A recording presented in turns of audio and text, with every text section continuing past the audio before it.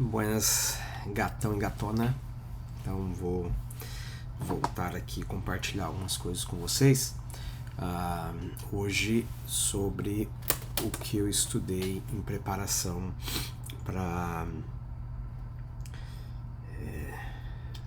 não essa ainda, a outra semana, né, do Vem e Segue-me.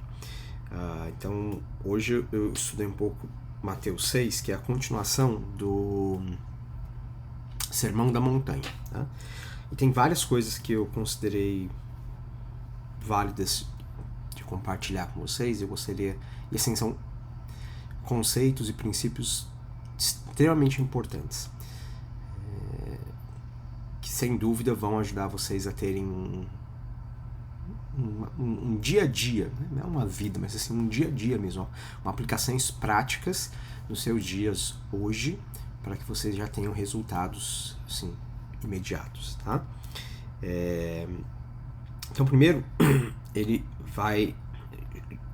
Jesus vai ensinar sobre como nós devemos procurar fazer as coisas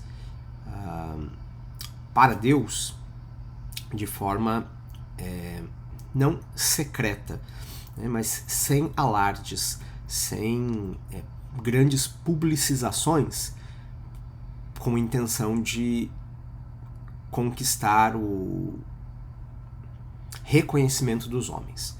É óbvio que a gente falou sobre isso um pouco há alguns, dias atrás, sobre como temos que ser a luz do mundo e nós não podemos nos esconder. Mas, por outro lado, nós também não devemos ficar tentando angariar o reconhecimento dos homens com as nossas boas obras. Porque se esse for o nosso foco, nós já vamos ter recebido a nossa recompensa. E nada para o Senhor é oculto, nada para o Senhor é secreto. O Senhor ele conhece todas as coisas. E, inclusive, Jesus Cristo fala sobre isso quando ele ensina que nós temos que orar constantemente, né? No versículo 8 de Mateus 6, 7, né? Ele vai ensinar um pouco sobre orações.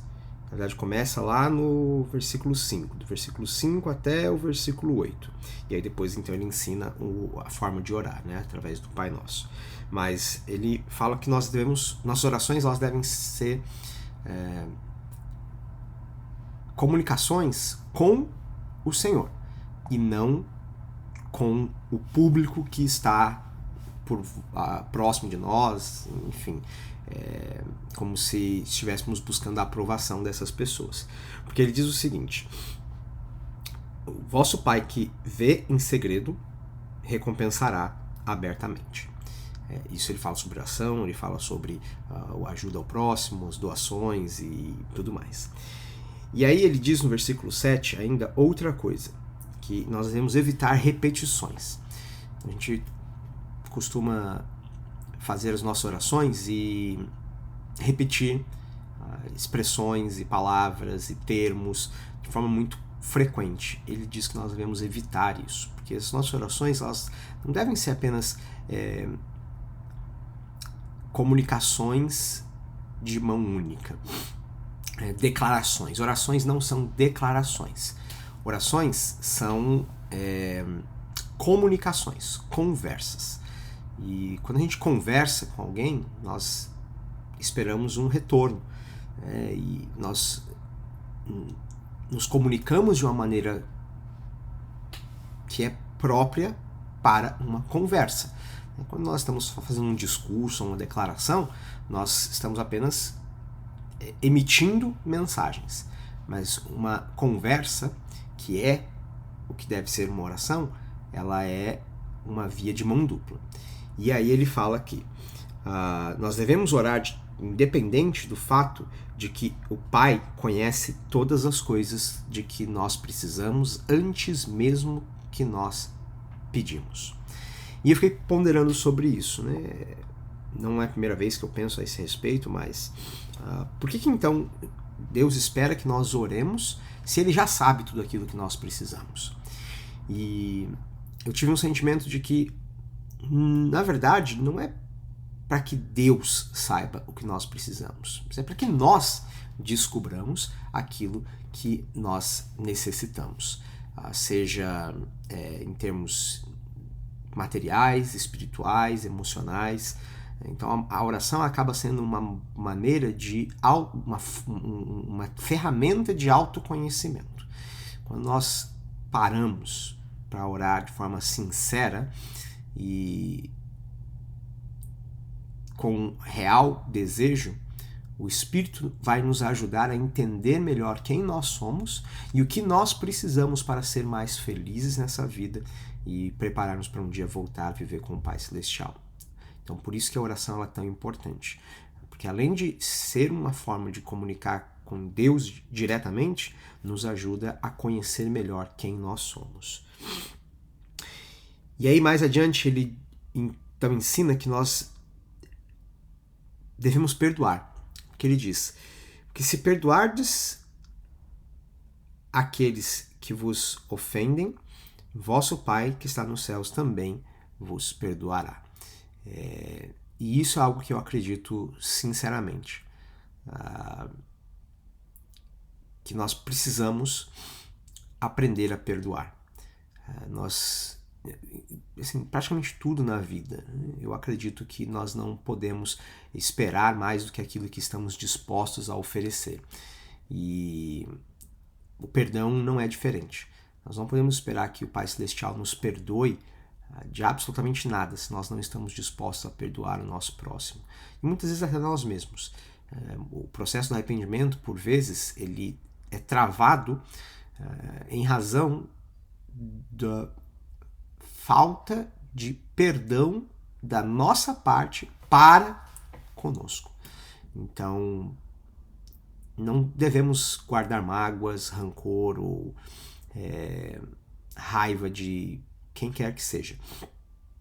Porque assim, se nós fizermos isso, se nós guardarmos esses sentimentos ruins, nós estaremos basicamente dizendo para o Pai Celestial: olha, eu não estou interessado no seu perdão, estou mais interessado na minha mágoa, no meu rancor, na minha insatisfação, na minha tristeza e chateação. Então, perdoemos para que sejamos perdoados.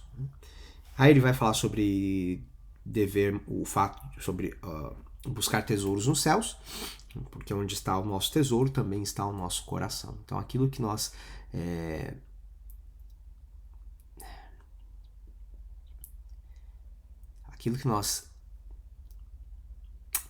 aquilo que é mais importante para nós costuma ser o nosso tesouro. E nisso está o nosso coração.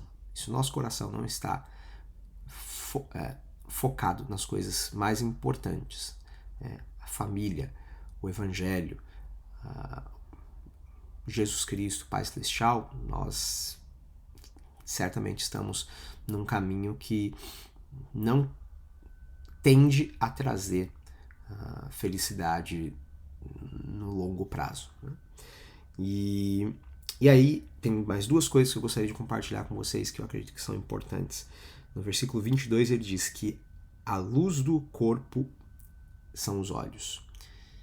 E eu fiquei ponderando sobre como, principalmente hoje em dia, aquilo que nós vemos é tão importante.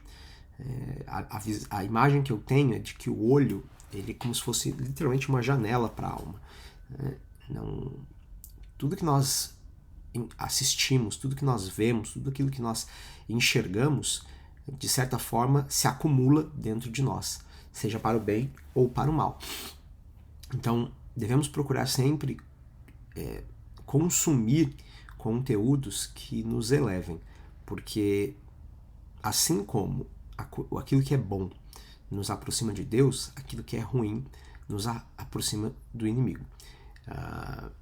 Então, devemos tomar muito cuidado com aquilo que nós vemos. Eu tenho feito alguns ajustes na minha própria vida para garantir que o conteúdo que eu consumo, seja qual mídia for, TV, YouTube, enfim, livros, etc., me tragam conteúdos que me aproximem mais do Pai Celestial. eu fico pensando que no passado talvez isso fosse mais fácil porque o acesso ao conteúdo não era tão aberto como é hoje. Hoje em dia, assim, você tem absolutamente qualquer conteúdo na palma da mão, através do celular, tablet, computador, enfim. Então devemos tomar muito cuidado com isso. Tomem cuidado. Principalmente vocês que estão ali constantemente no YouTube, no TikTok, enfim, essas redes sociais, tomem cuidado. Há uma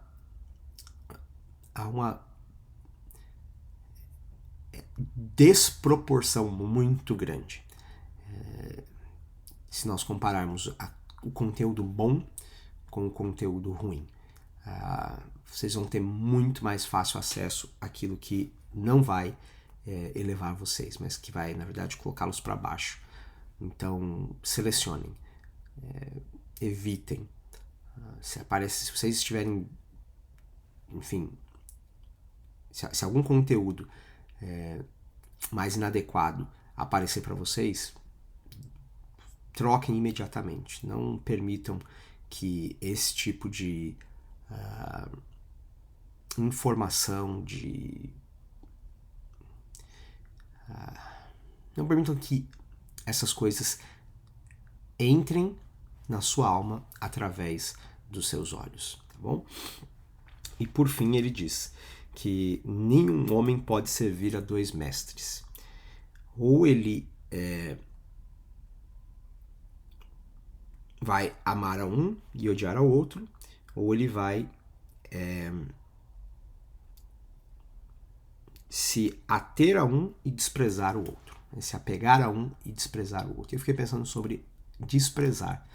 Né? E desprezar é algo bastante forte. Né? E eu fiquei pensando o quanto eu desprezo o pecado ou o inimigo. E ele é bem claro aqui que ele vai se apegar a um e desprezar o outro. E eu fico pensando, será que eu estou desprezando o pecado? Será que eu estou desprezando Satanás? Porque se eu não estiver fazendo isso, eu estou desprezando a Deus. Eu não tenho como não desprezar os dois. Eu vou fatalmente desprezar um ao me apegar a outro. E então, eu gostaria que vocês ponderassem sobre esse dilema também. Vocês desprezam o pecado? Quando vocês olham para algo que é ruim, que vocês sabem que não é correto, vocês têm nojo, vocês se desprezam no sentido de vocês querem manter distância. Esse é o sentimento que vocês têm no coração de vocês? Ou vocês olham e pensam, puxa, mas só um pouquinho?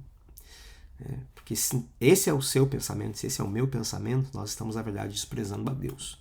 E o que nós precisamos é, de forma muito consciente, de forma muito firme, desprezar ao pecado. É mais algo que eu preciso trabalhar na minha própria vida e garantir que esse seja o sentimento preponderante no meu coração quando deparado com escolhas ruins, com situações inadequadas.